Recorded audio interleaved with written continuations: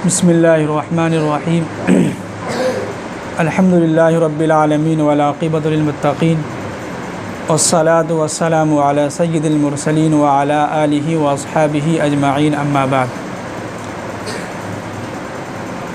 देखिए, अल्लाह का लाख लाख शुक्र हुआ कि अल्लाह ताला ने जो है हम सबको जो है पूरी एक समझिए कि पूरी तरावी और पूरे एक मुकम्मल कुरान सुनने के जो है तौफ़ीक़ दी और हम लोगों ने सुना। इस पर हम अल्लाह का जितना भी शुक्र अदा करें बहुत कम है जी। अब हम आपके सामने जो है 15 मिनट में जो है पूरे कुरान का जो है ख़ुलासा बतला रहे हैं।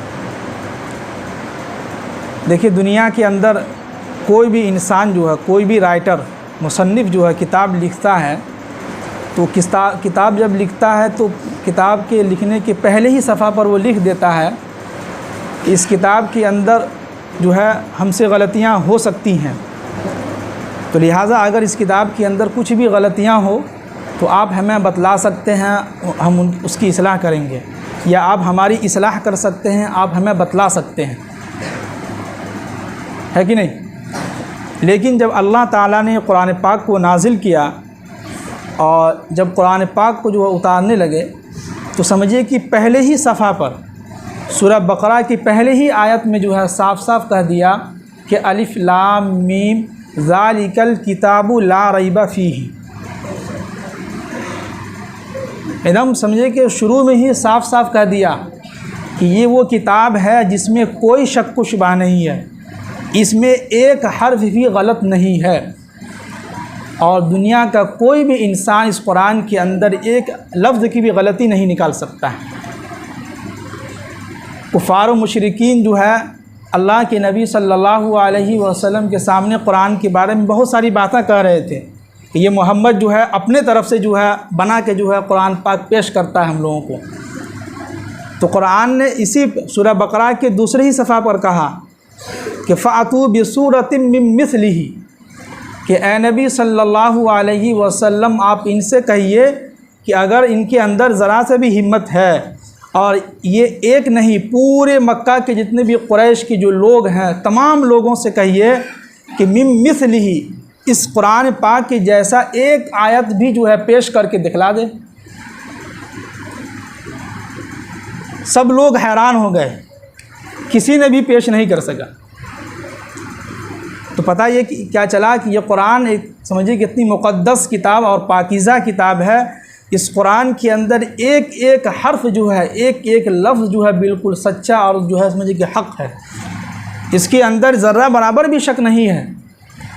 कुरान ने साफ साफ कहा कि हमने इस दुनिया को बनाया, बनाने के बाद सारी चीज़ों का जो है और जितनी भी चीज़ें हैं वह सख़्ख़र लकुमुश-शम्स वल क़मर दाइबैन, कि हमने आसमान को, ये ज़मीन जो है, ये आसमान है, सूरज है, सारी चीज़ों को हमने तुम्हारे लिए मुसख़्ख़र कर दिया है, और ये सारी की सारी चीज़ें अपने मुताबिक पर चल रहा है।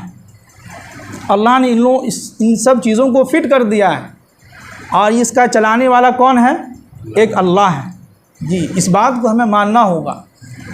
और कुरान और इस्लाम जो है, हम सब लोगों ने जो है अल्लाह पर जो ईमान लाए हैं, हम में से कौन शख्स है जिसने अल्लाह के नबी सल्लल्लाहु अलैहि वसल्लम को देखा हो? किसी ने नहीं देखा। हम लोगों ने जो है कभी भी अल्लाह को नहीं देखा, लेकिन कुरान पर हमारा ईमान है, और हमारा ईमान जो है मोहम्मद अरबी सल्लल्लाहु अलैहि वसल्लम पर है, तो जिसकी वजह से अल्लाह ने हमको इतना ऊंचा मकाम दिया है, इसके अलावा किसी मज़हब को भी इतना ऊंचा मकाम नहीं दिया। जितनी इज़्ज़त कुरान ने कहा कि इन्ना अकरमकुम इंदल्लाहि अत्क़ाकुम, अल्लाह के नज़दीक वो बंदा सबसे ज़्यादा मुक़र्रब, सबसे ज़्यादा पसंदीदा है जो समझिए कि सबसे ज़्यादा तक़वा वाला है, जिसके अंदर सबसे ज़्यादा अल्लाह का डर है, अल्लाह का खौफ है, वो शख्स जो है अल्लाह के नज़दीक सबसे ऊंचा मकाम वाला है। ये है। तो ये समझिए कि कुरान पाक का जो है पहला जो है आयत हमने इसका ख़ुलासा बतला दिया। अब जो है हम आते हैं 14 पारे के पहले सफ़ा में। कुरान क्या कहता है कि वक़ाल रसूल या रब्बी इन्न क़ौमी इत्तख़ज़ू हाज़ल क़ुरआन महजूरा। कल क़यामत के दिन अल्लाह के नबी सल्लल्लाहु अलैहि वसल्लम शिकायत करेंगे, क्या कहेंगे कि वक़ाल रसूल, ये रसूल कहेंगे यानी मोहम्मद अरबी सल्लल्लाहु अलैहि वसल्लम, या रब्बी ए मेरे रब, इन्ना कौम इत्तखज़ू हाज़ल कुरान महजूरा, ये जितनी भी कौम है, जितनी भी हमारी उम्मत, इन्होंने कुरान को छोड़ रखा था, इन्होंने कुरान को जो है कभी खोल के देखा ही नहीं। इसीलिए अल्लाह ताला को मालूम था कि आगे चल के जो है लोग ऐसे होंगे जो हर आदमी को कुरान पाक जो है पढ़ना नहीं आएगा, है कि नहीं, हर आदमी को नहीं आता है। तो इसीलिए अल्लाह ताला ने निज़ाम क्या चलाया कि चलो भाई, जो लोग पूरे साल में कुरान पाक जो है देखते नहीं हैं, लेकिन अल्लाह ने क्या निज़ाम चलाया भाई, तरावी का निज़ाम चला दिया। अब इसमें यह हुआ कि जो लोग जो है जिनको पढ़ना नहीं आता, जो पूरे साल कुरान नहीं देखते हैं, तो उनके लिए एक मौका ये है कि वो पूरे कुरान जो है तरावी के अंदर सुन सकता है।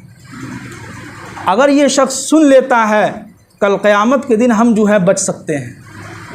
अगर हम पूरे साल में अगर एक ख़त्म भी कुरान नहीं सुनते हैं, न पढ़ते हैं, तो कल क़यामत के दिन अल्लाह के नबी मोहम्मद अरबी सल्लल्लाहु अलैहि वसल्लम हमारी शिकायत करेंगे और कहेंगे कि ये मेरी कौम है, इन्होंने हाज़ल कुरान महजूरा, कुरान को बिल्कुल छोड़ दिया, भूल ही गया था कि कुरान क्या है।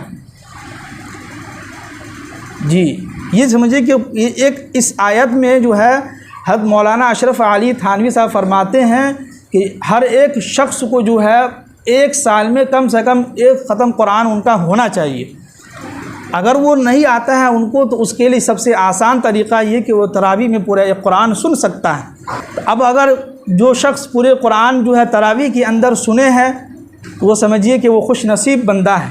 कल क़यामत के दिन जो है तरावीह जो है सिफारिश करेंगे आपके बारे में, या अल्लाह, इन्होंने जो है पूरे रात में जग के जो है 1 घंटा खड़े रह के पूरे कुरान को सुना है पूरे रमज़ान में, तो लिहाजा आप इनको जन्नत के अंदर दाखिल फरमाइए। अब जो लोग नहीं सुने हैं और न वो पूरे कुरान पूरे साल जो है कुरान पाक की तिलावत किए हैं और उनका एक साल में भी ख़त्म नहीं हुआ है, तो वो इस कुरान की आयत को याद रख लीजिएगा कि वक़ाल रसूलु, रसूल शिकायत करेंगे हमारे नबी मोहम्मद अरबी सल्लल्लाहु अलैहि वसल्लम कि या रब्बी, ए मेरे रब, इन्ना कौम इत्तखज़ू, बेशक ये मेरी कौम है, इन्होंने हाज़ल कुरान महजूरा, कुरान को तर्क कर दिया, तो इन्होंने कभी कुरान को छुआ ही नहीं। तो लिहाजा हम और आप उस देर के लिए सोचें, क्या हमारा एक ख़त्म भी कुरान पूरे साल में होता है कि नहीं होता है। अगर नहीं होता है तो फिर जो है अल्लाह ही हमारी मग़फ़िरत फरमाए।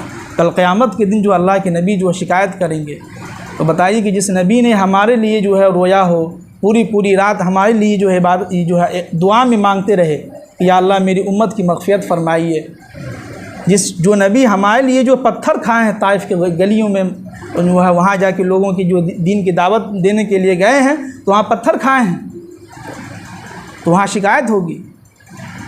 तो लिहाजा हम लोग कोशिश ये करें, इस साल जो लोग नहीं सुने हैं अल्लाह से तौबा करें, माफ़ी मिल सकती है, लेकिन यहाँ बैठ के अहद करें कि इंशाअल्लाह अगले रमज़ान जो है आगे साल से जो है पूरे रमज़ान के अंदर जो है रोज़े भी रखेंगे और इंशाअल्लाह पूरी तरावी जो है एक ख़त्म कुरान सुनेंगे इंशाअल्लाह सब लोग। जी, अब जो है कुरान पाक का आखिरी आयत जो है, जो सूरह है वो कि कुल आऊज़ु बिरब्बिन नास, ये जो है समझिए कि हम लोगों को एक देखा जाए कि दुनिया के अंदर इंसान की जो ज़िंदगी गुजार रहा है, तो दिमाग के अंदर बहुत सारी चीज़ें और बहुत गंदे ख़यालात सोच आते रहते हैं, है कि नहीं।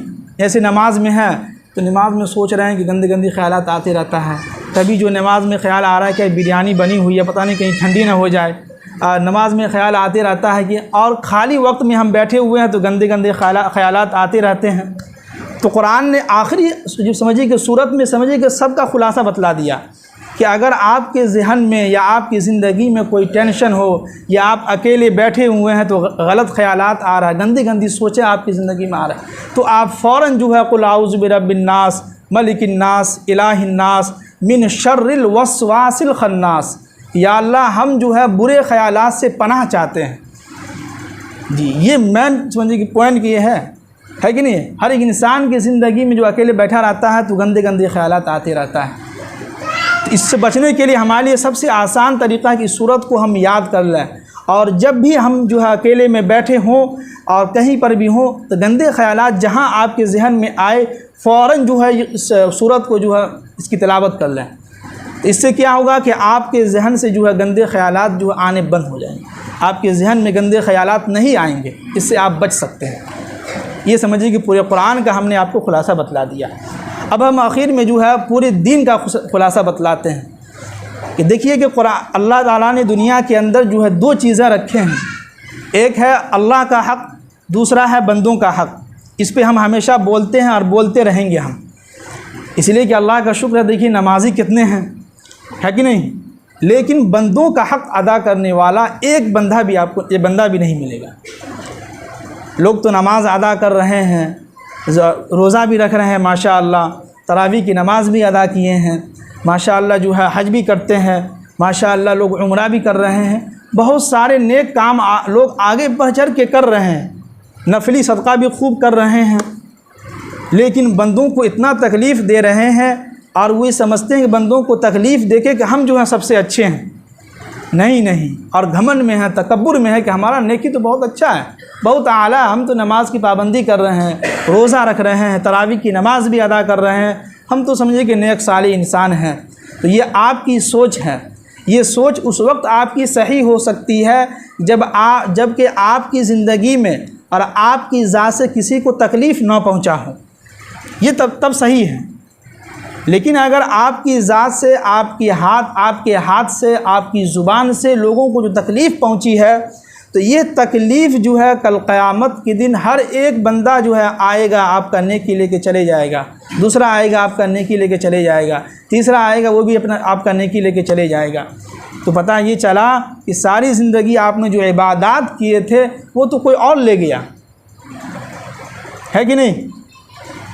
तो इससे क्या पता चला कि फिर हमें तो कुछ भी नहीं मिला। तो लिहाजा ज़िंदगी के अंदर जो है एक चीज़ ये कीजिए कि वो ये कि अपने अखलाक को अच्छे कीजिए, बर्दाश्त कीजिए, है कि नहीं। ये चीज़ें जो है, ये नेमत जो है हर किसी को नहीं मिलती है।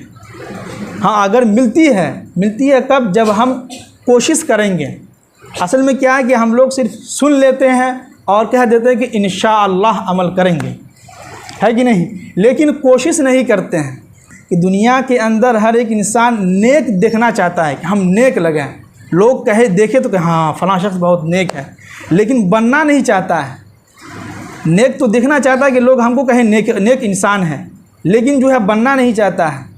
तो जब हम नेक बनेंगे, जितना हमारा नेकी होगा, जितने हम गुनाह से बचेंगे और जितना हम अल्लाह से मोहब्बत करेंगे, उतनी ही अल्लाह की तरफ से हमारी मदद होगी।